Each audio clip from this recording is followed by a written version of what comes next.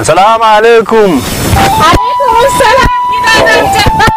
الحمد لله. ورشي جنتكم والله أجتان شغله ورما 1 كيلو. أيوه بابا والله أجتان ولا كوني لورما يفو يوه ما بتاعي سامدو والله ورما يون نغوني hami yefu ce dengala ku dengala mo ayefu wala sam kanjo misomi doni mai ma wala ko lutti dakkere o mi wadi ham waddana ma yara kan suna do sobajo ma do wara yarda ma yawon welo minanta na mi wari minani wala ko uri ayase mi multori sam kai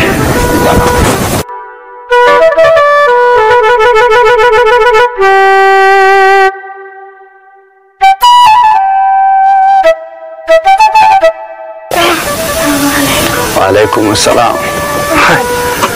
الحمد لله. تو يوا ها ديكم اي انك همي وداني ولا حال جباغو غدو سام والله ديكم ها تو tamuli kila sanno يوا Basil minka mandi ko kanko munyo dara e andi ay dam mulete be gollo watta gorko akay waddana gare wadam han holle andi on goto do hande kam yaw tam yawa munyo dara han wara yani no gatte nay andi ko biata mo to ay noy dina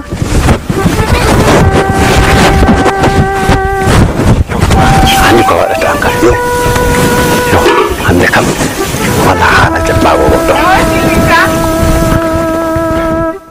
wa alaikum assalam jabama wari wallahi yawwa mi jabi e ka wara ila o nyamidi to bojjonta o sali am ha suudu julurde do ha o nyami boyma o nyamidi am kam yetta o to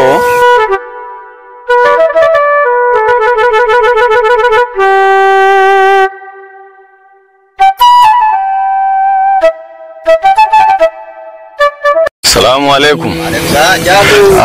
Ori. Kai, acutan. Sejuta na? Wallahi.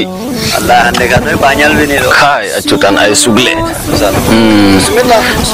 Yawwa kadi. Bismillah. Kai, noi? Kai, jam ko dume fa. Nuro. Alhamdulillah. Jam ko dume. Alhamdulillah. Dalla. Noi daga Kenya mi mata masam.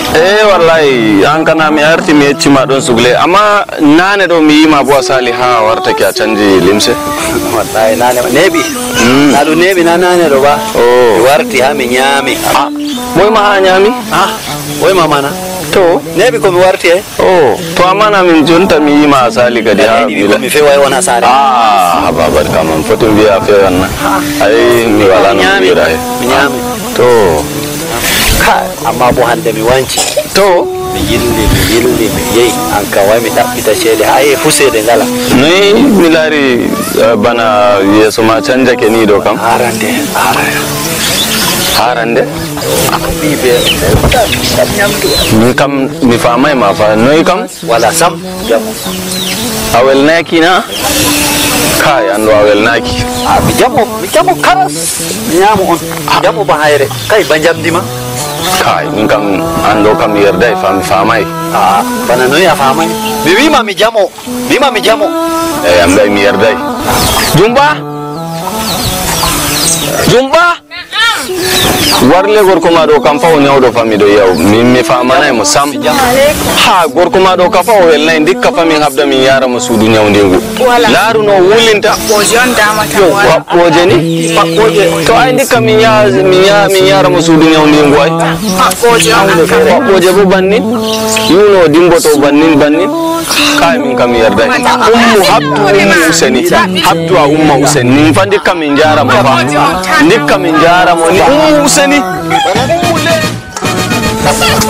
Naru ko wadi awati mu ko nyani mai ma otuti la ilaha illa allah lima mi jamo ajamu hadi toy dobo asamti ay semtudum kam on semtiniam wallahi on semtiniam laaru nyamdu falaari jottala on semtini leñol wallahi on nikkinta kodo modon bima awadi mi tuti nyamdu ko woni are do nda dum do ni ha taso wurti a wi ha redu ma wurti jogamo ha toy on kadi yam nyamdu a wi a jogamo finka wallahi on semtini leñol bo wallahi on semti wallahi on semtini leñol